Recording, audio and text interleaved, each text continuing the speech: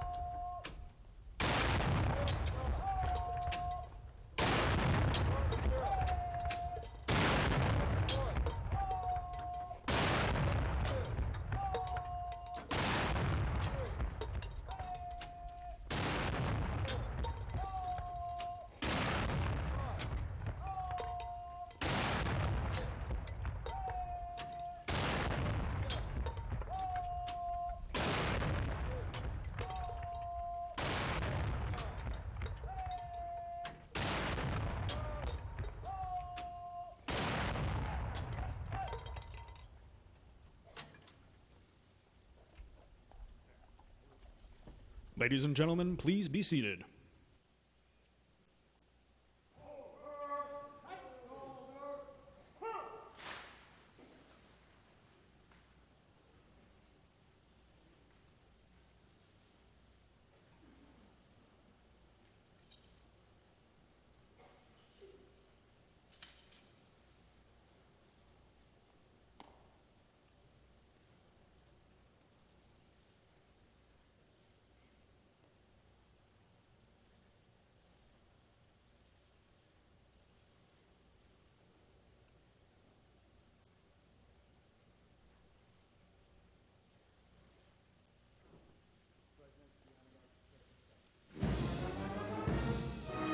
The troops representing America's armed forces and participating in today's review from left to right are the United States Army Old Guard Fife and Drum Corps, the United States Army Band under the direction of Colonel Timothy J. Holton. Elements of the armed forces include the Presidential Marching Platoon from the Army's 3rd United States Infantry Regiment, the Old Guard, the United States Marine Honor Guard from Marine Barracks 8th and I, Washington, D.C., The colors have always been one of the most important elements of a military unit. At the center of our formation is an Armed Forces Color Guard, bearing the national colors and the service flags of the Army, Marine Corps, Navy, Air Force, and Coast Guard. The following is an element from the United States Navy Honor Guard from Navy Yard, Washington, D.C. The next element online is comprised of members from the United States Air Force Honor Guard from Joint Base Anacostia Bowling. Following is an element of the United States Coast Guard Honor Guard from Coast Guard Station, Alexandria. And to the rear of the formation are the 56 state and territorial flags of the United States.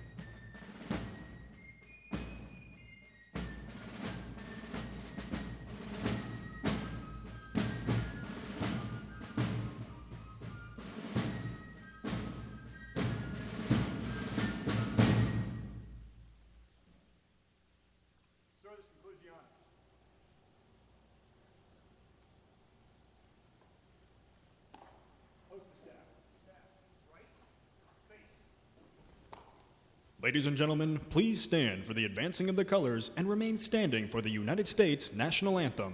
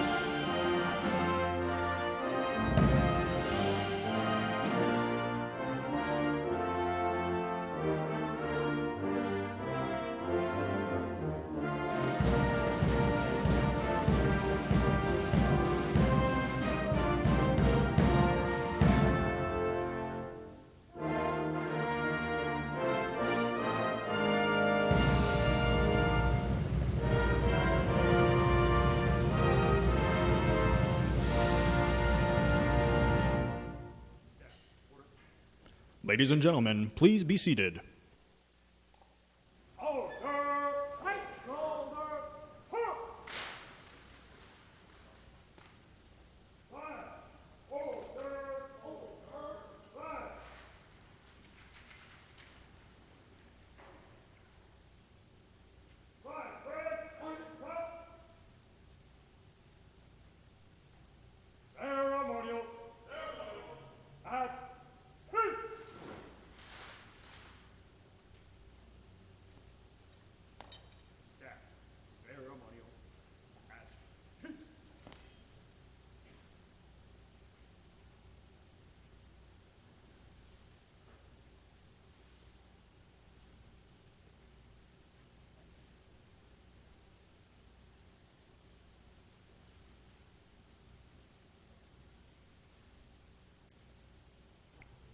The Department of Defense Medal for Distinguished Public Service is presented to President Barack Obama.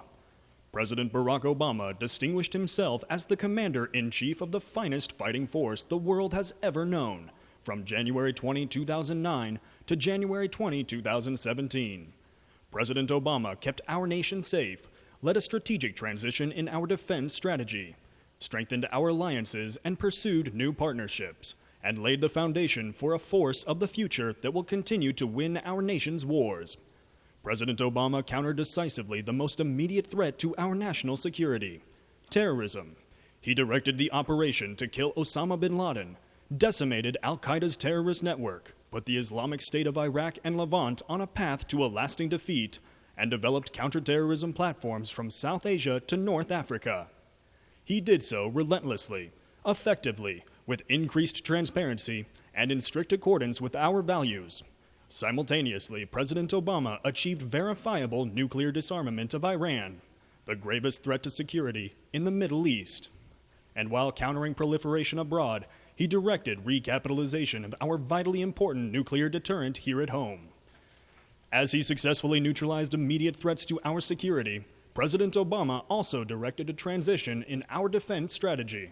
He implemented a rigorous intellectual, policy, and legal framework to guide the most solemn decision that a commander-in-chief makes, to deploy and employ our men and women in uniform. He supported strategic investments to perpetuate our military edge in the air, at sea, with missile defenses, and in space and cyber domains, including by establishing the United States Cyber Command. In so doing, he led the transformation of the United States military from over a decade of counterinsurgency into a full-spectrum fighting force. And critically, he directed the United States rebalance to the Asia-Pacific, the most consequential region for America's future. President Obama also recognized that security in the world cannot be America's responsibility alone. He strengthened our alliances and pursued new partnerships. In Europe, he led the adaptation of NATO to continue its commitment to a stable Afghanistan and to actively counter threats to Europe's east and south. In particular, President Obama directed the bolstering of our allied military presence in Europe and reestablishing of deterrence against Russian aggression. In Asia, he modernized our alliances with Japan and Korea, strengthening the cornerstone of security in East Asia and deterring threats from North Korea. In the Middle East, he strengthened Israel's qualitative military edge, including with an unprecedented package of foreign military funding. But in an ever-changing world, President Obama recognized that America's relationships must also change. He directed the advancement of new strategic partnerships, including the unprecedented deepening of the strategically consequential United States-India partnership. In all of this, President Obama recognized that the source of America's greatest strength, including its military strength, is its people. To ensure that the United States military stays the best, he understood that we must continue to attract, recruit, retain, develop, and transition the best talent that our nation has to offer. His repealing of the Don't Ask, Don't Tell policy and his support for opening all military occupations and positions to women will help ensure that.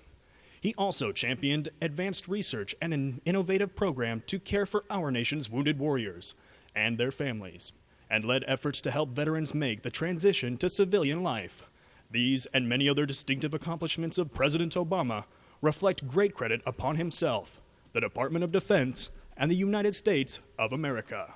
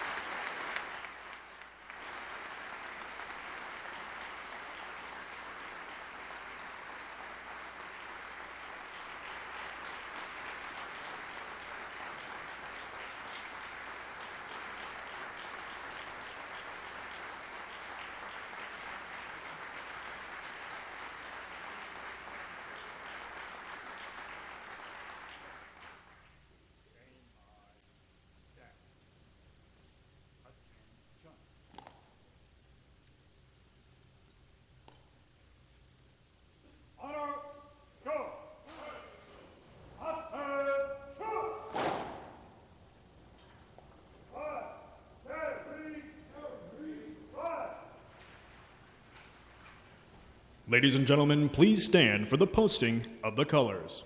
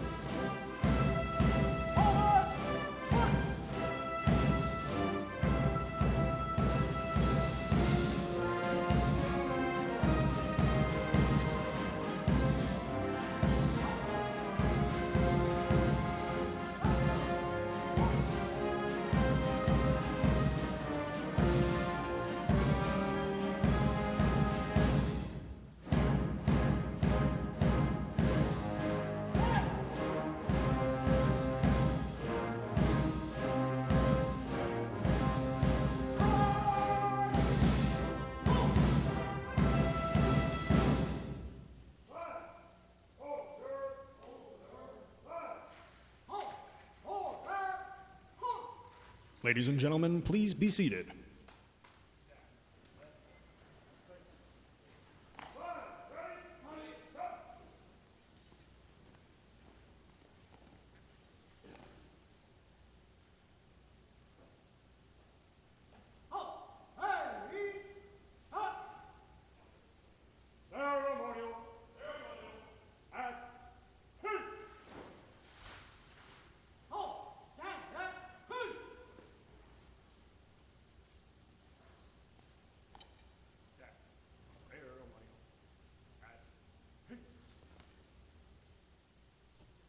Ladies and gentlemen, General Dunford.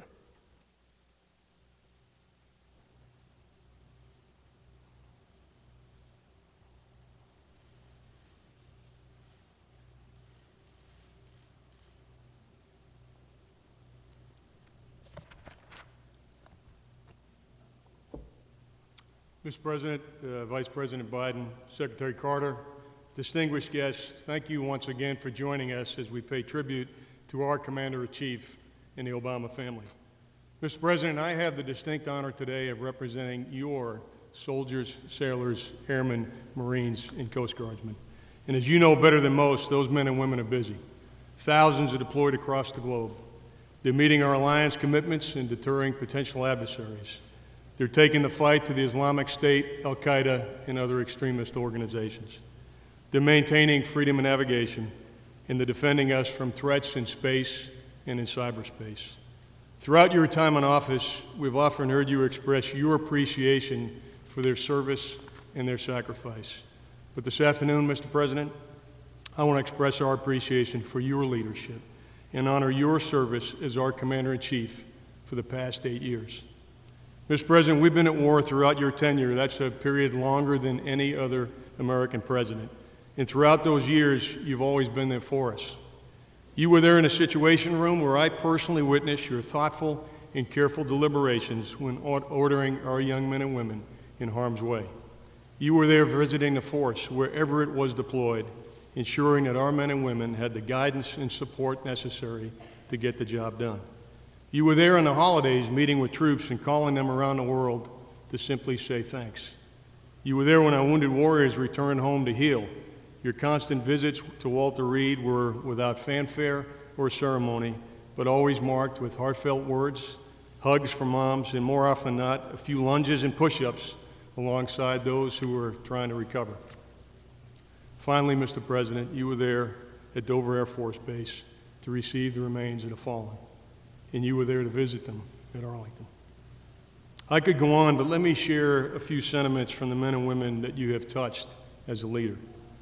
Lieutenant Colonel Will Phillips sent this message. Mr. President and First Lady, thank you both for your tireless dedication to our nation. President Obama, you've set an example for us all as a statesman, a father, and a husband.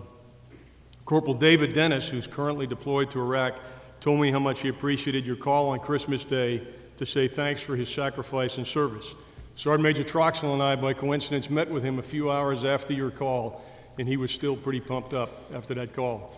I was a bit disappointed because after your phone call that morning, a visit from the chairman of the Joint Chiefs and his senior enlisted leader actually didn't carry much weight. Major Matt Lampert made the following comment about your hospital visit. When I met the President, I was just regaining the ability to walk. I had some days that were tough and some days of doubt. But shaking hands with President Obama and having a conversation with him was something that will stick with me forever.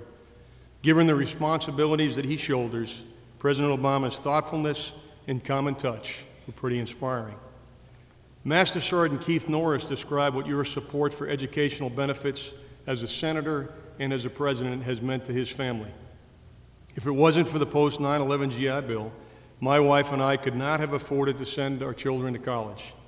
My oldest son just graduated, and I'm excited that he's on track to be commissioned in the United States Air Force. While I wish he was going in the Army, you may have figured out that he's a Master Sergeant in the Army. While I wish he was going in the Army, I'm incredibly proud that he'll be the first military officer in my family's history. Chief Warrant Officer Nate Powell commented on the impact of your support to military spouses. Like most public school teachers, my wife doesn't earn all that much, but she loves being a teacher.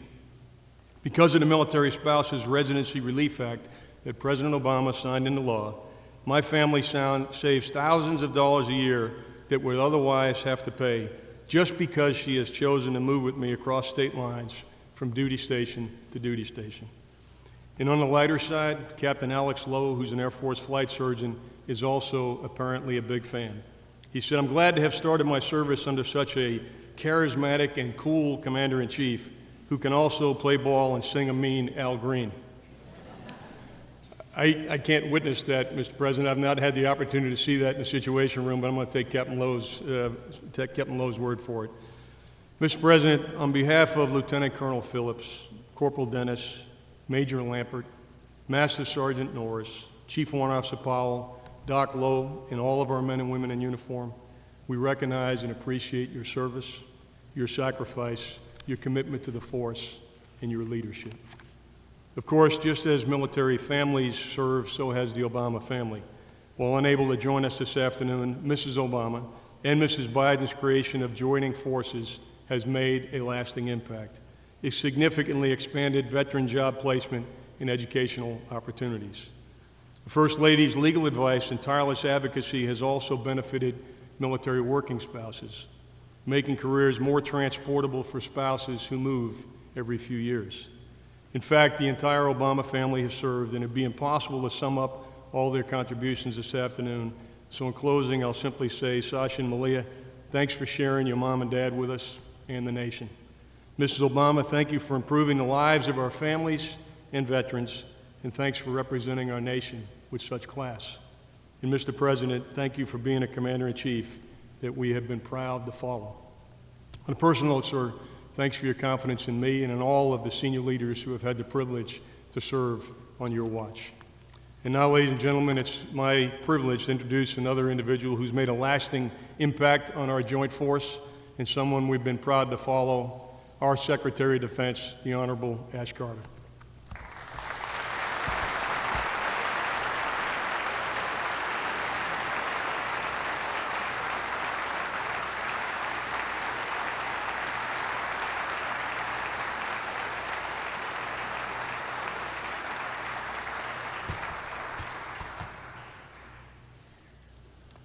Thank you, Chairman Dunford, for that tribute to the President and the First Lady's commitments to our troops and our families. Mr. President, Mr. Vice President, Department of Defense leadership, distinguished guests, ladies and gentlemen, welcome as the Department honors our Commander-in-Chief of 8 critical years for one final time. This afternoon, I'd like to do so by speaking of those aspects of his service and commitment to our national defense that have been so striking and that will be so memorable. Each one a constant throughout his tenure as our president. His focused strategic leadership, his steps to strengthen our force, both in its people and in its capabilities, and his decision-making. Through it all, President Obama has led our military with an appreciation that America's defense is so vital that we, to whom it is entrusted, must ensure its continuity and excellence across the years and across the domains of armed conflict, not just air, land, and sea, but also space and cyberspace, across parties, across government agencies, from strategic era to strategic era, and from presidential administration to presidential administration. And he's done so, not only for the last 8 years, but even today, as we prepare for a new administration, we're following the president's leadership and ensuring a smooth and orderly transition. Our military is a global force, one that President Obama has steadfastly and strategically led in every region of the world to ensure the men and women of the strongest and most principled fighting force in history effectively defend our country, deter our adversaries, bolster our alliances and partnerships, and make a better world for our children. In the Asia-Pacific, President Obama has sustained a comprehensive rebalance of military power to that region, the single most consequential one for America's future. There, we're repositioning 60% of our naval forces and overseas air assets, including some of our most advanced new systems.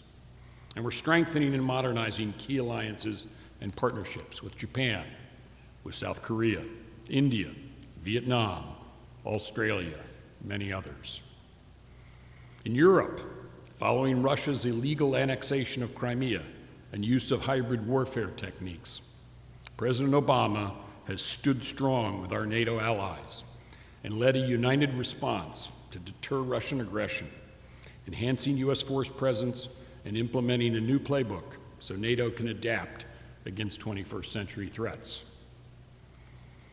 In the Middle East, President Obama secured an accord that's verifiably preventing Iran from acquiring a nuclear weapon, removing a key source of danger in the region. But as we continue to counter Iran's other destabilizing activities, he's also strengthened the defense relationships with all our key regional partners. For example, providing our ally Israel unprecedented security assistance and advanced capabilities across domains. And around the world, in the face of terrorist threats from al-Qaeda to al-Shabaab to ISIL, President Obama has led the most robust and sustained counterterrorism fight in American history. In the counter-ISIL campaign, the President consistently supported the development and acceleration of the coalition military campaign plan, focused on destroying the fact and the idea of an Islamic State based on this evil ideology in Iraq and Syria, countering the ISIL cancer's metastases everywhere they emerge, and most important, protecting our homeland and our people. In addition to countering ISIL, he's taken action to ensure Afghanistan does not become a safe haven for terrorists to threaten America. He's directed 8 years of unrelenting strikes on al-Qaeda to devastate that terrorist organization, both before and after bringing Osama bin Laden to justice. He's built a counterterrorism apparatus that has thwarted countless plots against our homeland. And he did all this, all of it, consistent with our values, because our president knows, as he's put it, that we lose ourselves when we compromise the very ideals we fight to defend. At the same time, President Obama made sure our military stayed strong and grew stronger in our people and our capabilities to meet those ambitious but necessary commitments. Indeed, our president knows very well that the single factor above all others that makes the U.S. military the finest is its people, some represented here today, far more around the world. President Obama has been dedicated to improving the quality of life of our force, making sure our service members get what they need, not only when it comes to training and equipment, but also important benefits critical to recruitment and retention, like maternity and paternity leave. He's helped keep sacred the commitment to wounded warriors, the families of the fallen, to military families, and to veterans. He's made sure our people are treated with the dignity and honor befitting the profession of arms, from supporting DoD's efforts to rid our ranks of sexual assault to improving our suicide prevention efforts. He's helped ensure the long-term viability of what is, after all, an all-volunteer force, recruited in comparatively small numbers from the entire American population, recognizing we have to compete for top talent, and that to have the best, we must select the best solely on their qualifications to meet our high standards, not race, gender, identity, or sexual orientation, rather focusing only on whether someone can meet our standards. And he's also supported veterans in their transition to whatever's next for them in life, whether it's earning a degree, finding a job, or starting a business. I know how much that matters because I'm old enough to remember a shameful time when our veterans were treated very differently. After our people, it's America's capabilities that make our military edge second to none. And President Obama has sharpened that as well. He always asks, are we looking around the corner? To ensure we not only anticipate the changing nature of warfare and future threats, but also stay ahead of them and take full advantage of new technology. Under his leadership, DoD began returning to full spectrum capability in the Army and Marine Corps after many years of skillful but all-absorbing focus on large contingent counterinsurgency deployments. We grew the size and the lethality of our Navy and drove forward the development and production of new fighters, bombers, and tankers for the Air Force. We increased funding for innovative technologies and R&D, notably in critical domains like space, cyber, and electronic warfare. All this amidst persistent budget turbulence and uncertainty. And even as President Obama has worked toward a world without nuclear weapons, he's also ensured the United States maintains a safe, secure, and effective nuclear deterrent for as long as these weapons exist. And finally, from the vantage of someone who's worked for 11 defense secretaries over 35 years, under both Democratic and Republican presidents, and now being secretary myself, I want to offer some perspective on the nature and the quality of President Obama's leadership and decision-making as our commander-in-chief. Because it's often most appreciated by those who've had to sign deployment orders, who've been to Dover, to Bethesda, Walter Reed, who know that the decisions he makes have consequences. Most Americans don't get to see how President Obama makes decisions about our national security. So let me give you a window into what it's like when we meet in the Situation Room or the Oval Office. To begin with, he's steady, deliberate, rigorous, and demanding of himself and of us, always reflecting the seriousness with which he approaches the grave responsibilities of the presidency. He makes us think through the consequences of a proposed course of action as thoroughly as that can be foreseen. And he always focuses first and fixedly on our North Star, America's national interests. I've been grateful that I've always gotten a full hearing for my views and recommendations. And in my observation, Chairman Dunford always did as well. For President Obama valued not only my strategic advice and his other advisors, but also candid professional military advice. And he was always willing to listen to what we had to say, even if I knew it wasn't something he wanted to hear. President Obama also knows it's not only whether the decisions made are good that matters, but also whether they're implemented with excellence. Now, that's a management style that's actually rare among policymakers in Washington. Whether it was accelerating the counter-ISIL campaign, stopping the spread of Ebola, or rebalancing to the Asia-Pacific, President Obama has always insisted on getting the job done right to the end. He never hesitates to ask hard questions and keep asking until there's an answer. That's not only because he wanted his decision met and our objectives achieved, though both are important, but because he was committed to making sure that all our soldiers, sailors, airmen, and Marines had what they needed to do their job. As you heard from Chairman Dunford, that kind of commitment means a lot to our troops. I've seen that up close as well. Many times I've visited service members on bases after the president has stopped by, or wounded warriors and their families at military hospitals after he's visited with them. And no matter how much time has passed, whether he's visited the week before, the month before, or the year before, they remember the genuineness of President Obama. They can feel, as only young troops can, the unending concern he has for our men and women in uniform and their families, and the boundless care with which he makes decisions that put them in harm's way. Over the course of 8 years, President Obama's level of dedication and mastery of his responsibilities has been remarkable.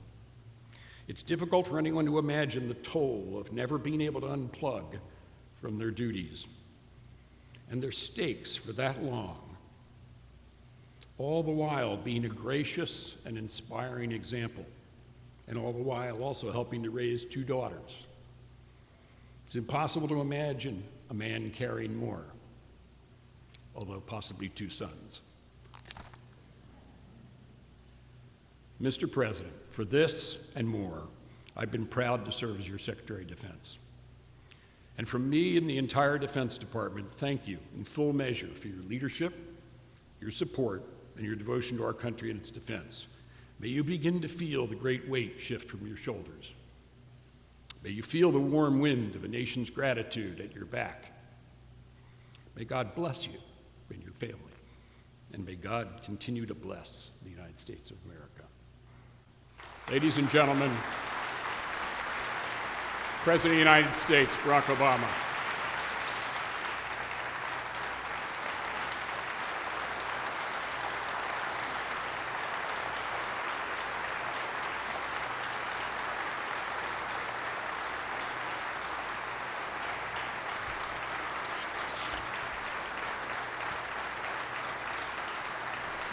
Thank you so much.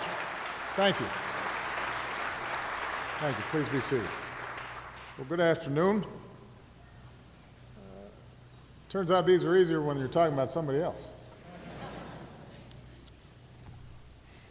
At moments like this, I think of all the times that I've stood before our men and women in uniform,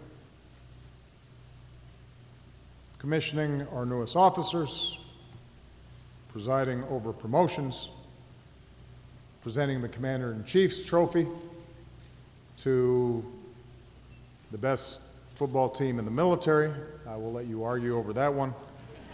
I have never taken sides.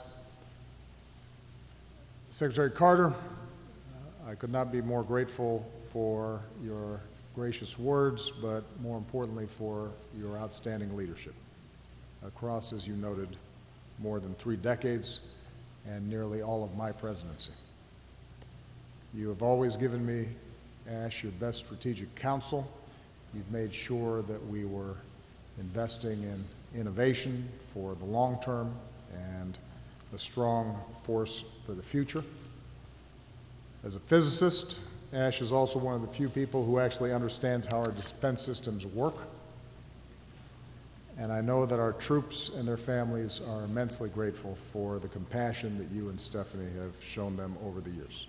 So to you and your family, on behalf of all of us, thank you for your outstanding service.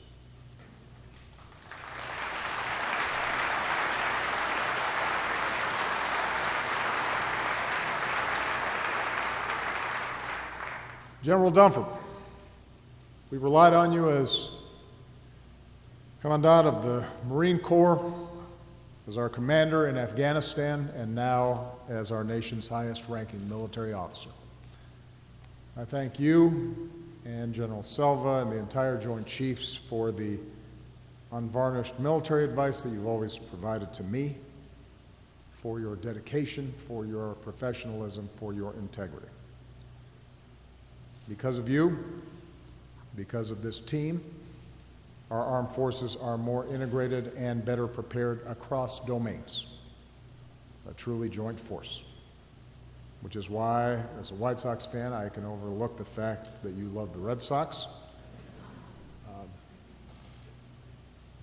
Moreover, on a personal note, outside of your professional qualities, you are a good man, and I am grateful to have worked with you, and thank Ellen for allowing you to do this.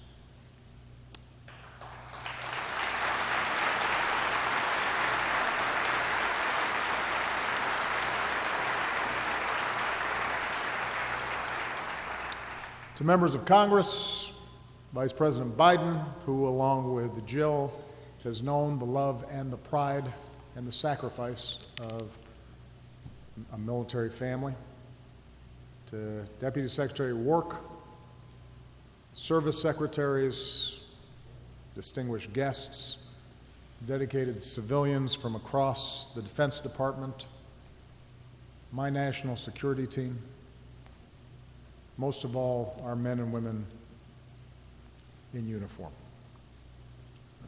I thank you for this honor and for the warmth and respect that you've always shown me, the support that you've shown Michelle and our daughters during these past 8 years.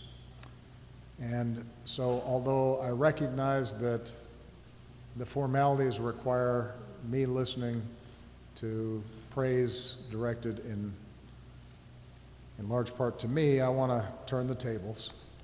I am still Commander-in-Chief, and so I get to do what I want to do, and I want to thank you. Of all the privileges of this office, and there are many, I will miss Air Force One, I will miss Marine One. But I can stand before you today and say that there has been no greater privilege and no greater honor than serving as the Commander-in-Chief of the greatest military in the history of the world.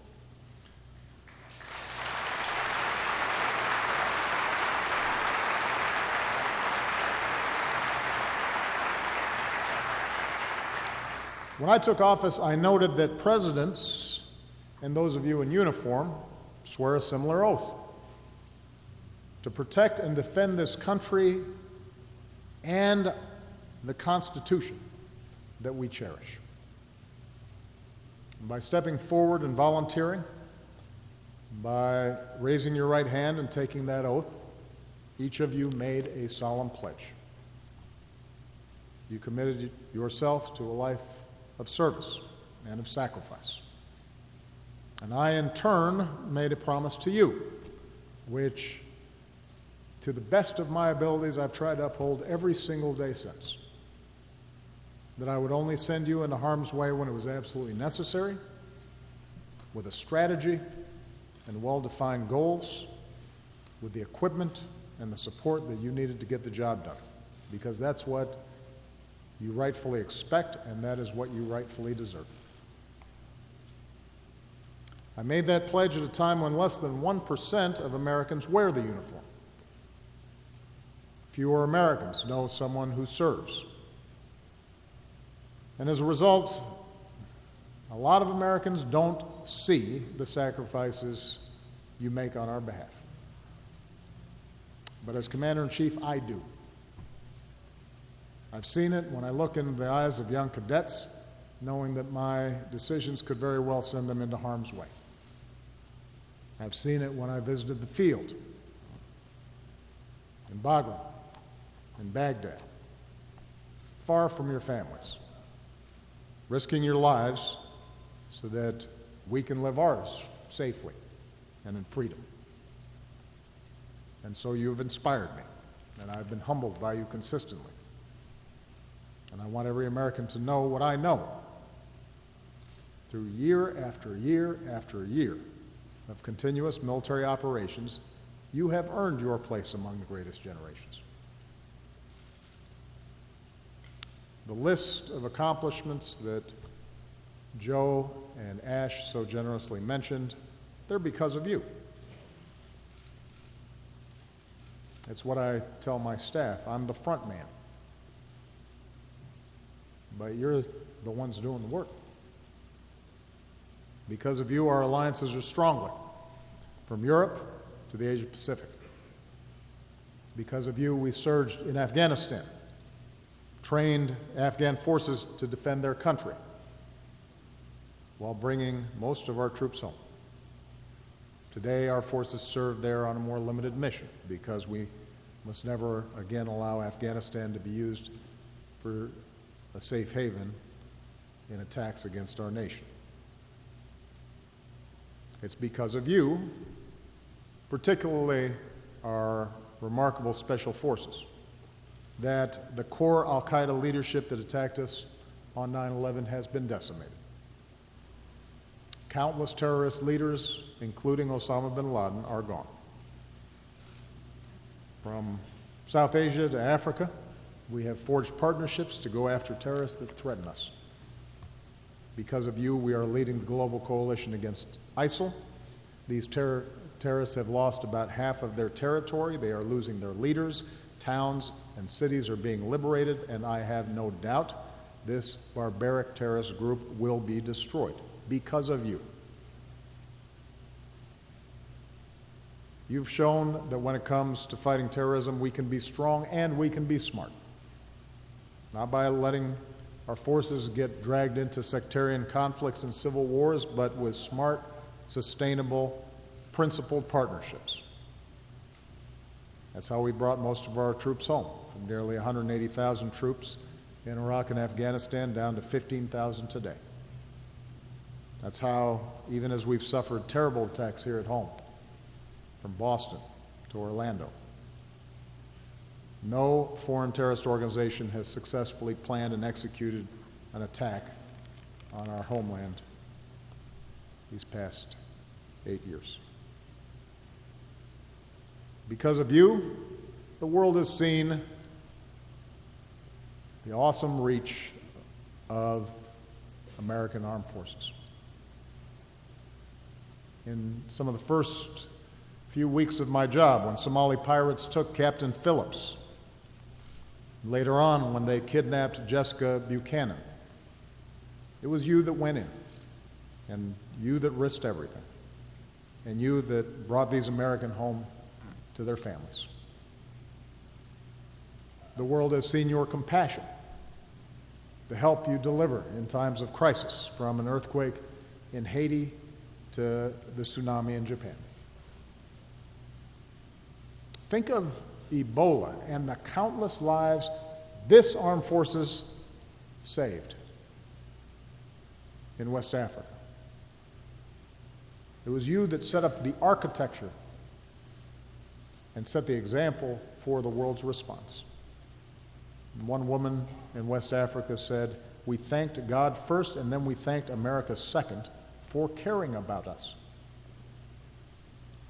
That's the difference you made. You continue to make in the lives of people around the world. As you know well, with service comes great sacrifice. And after 15 years of war, our wounded warriors bear the scars, both seen and unseen. In my visits to their bedsides and rehab centers, I have been in awe watching a wounded warrior grab his walker and pull himself up and through excruciating pain take a step and then another. Or hearing troops describe how they grappled with post-traumatic stress but summoned the strength to ask for help. As a military and as a nation, we have to keep supporting our resilient and incredibly strong wounded warriors as they learn to walk and run and heal, as they find new ways to keep serving our nation. They need to know that we still need your incredible talents.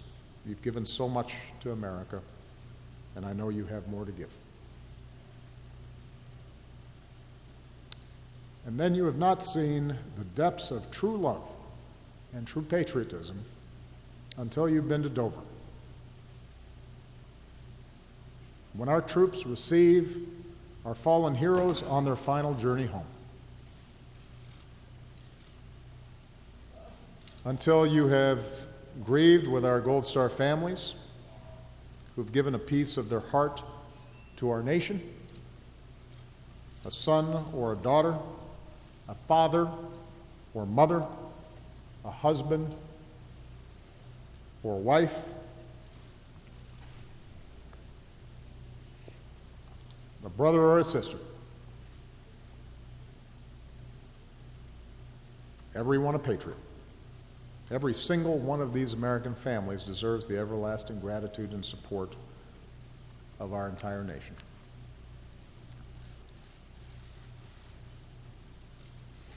Today, after 2 major ground wars, our armed forces have drawn down, and that is natural and it is necessary.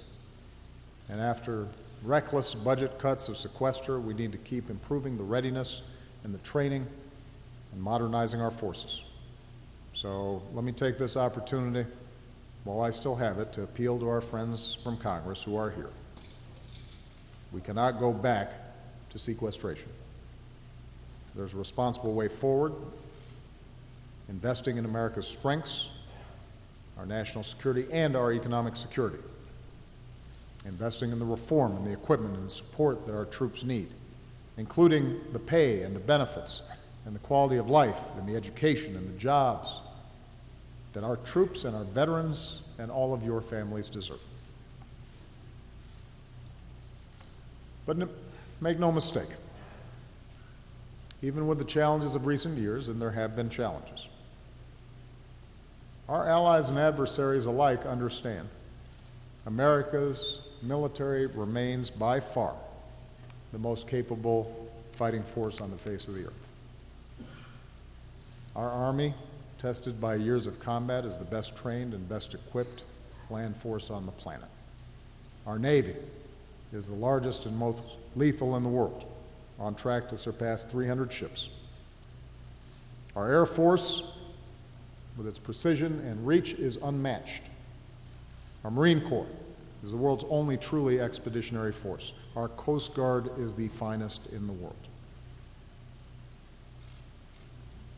And we're also the best because this military has come to welcome the talents of more of our fellow Americans.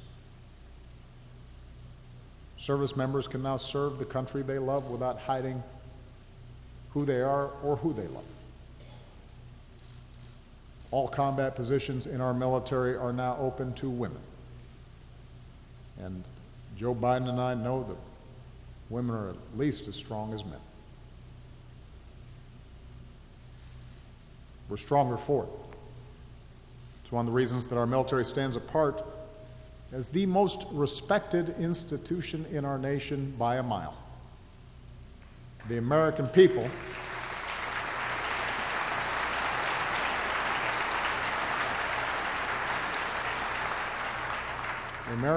look up to you and your devotion to duty and your integrity and your sense of honor and your commitment to each other. One of my proudest achievements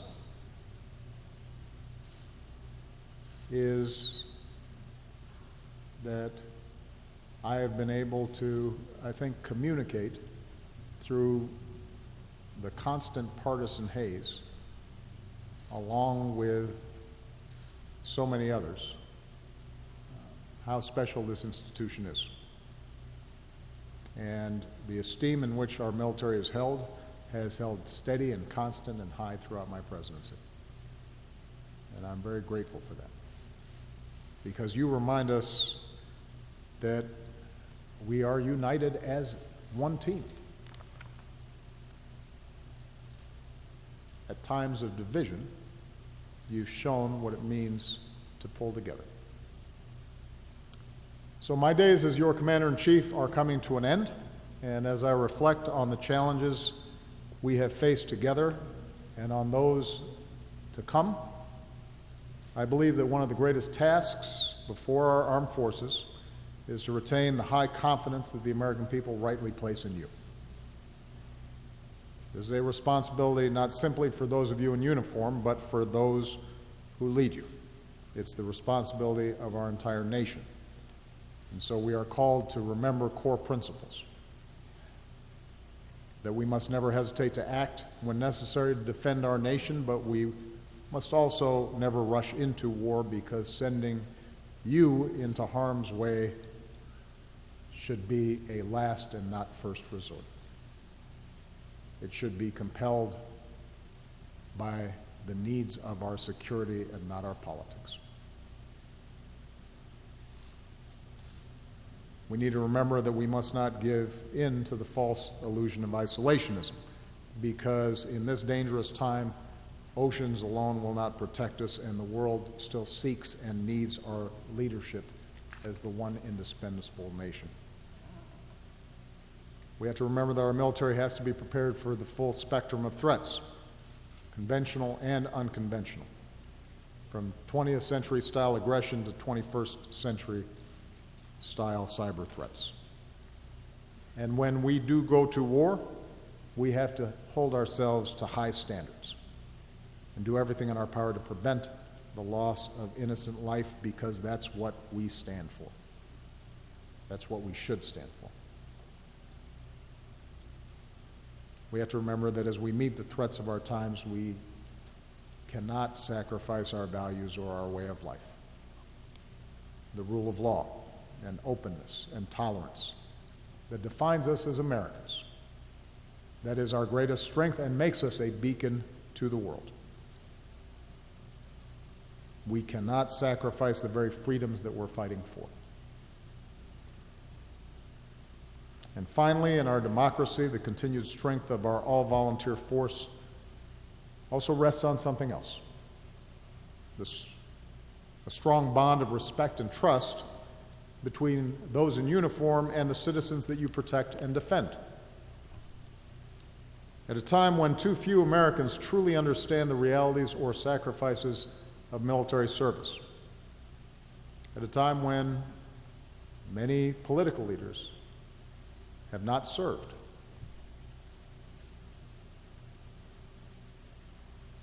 If some in the military begin to feel as though somehow they are apart from the larger society they serve, those bonds can fray. As every generation learns anew, freedom is not free. And so while less than 1% of Americans may be fighting our wars, 100% of Americans can do their parts, at the very least, to support you and your families. Everybody can do something. every business, every profession, every school, every community, every state, to reach out and to give back and to let you know that we care, to help make the lives of our troops and your families just a little bit easier. Everybody can do something. And that's why Michelle and Joe Biden have mobilized more Americans to honor and support you and your families through joining forces. And that's why, even after we leave the White House, Michelle and I intend to keep on looking for ways to help rally more of our fellow citizens to be there for you, just like you've always been there for us.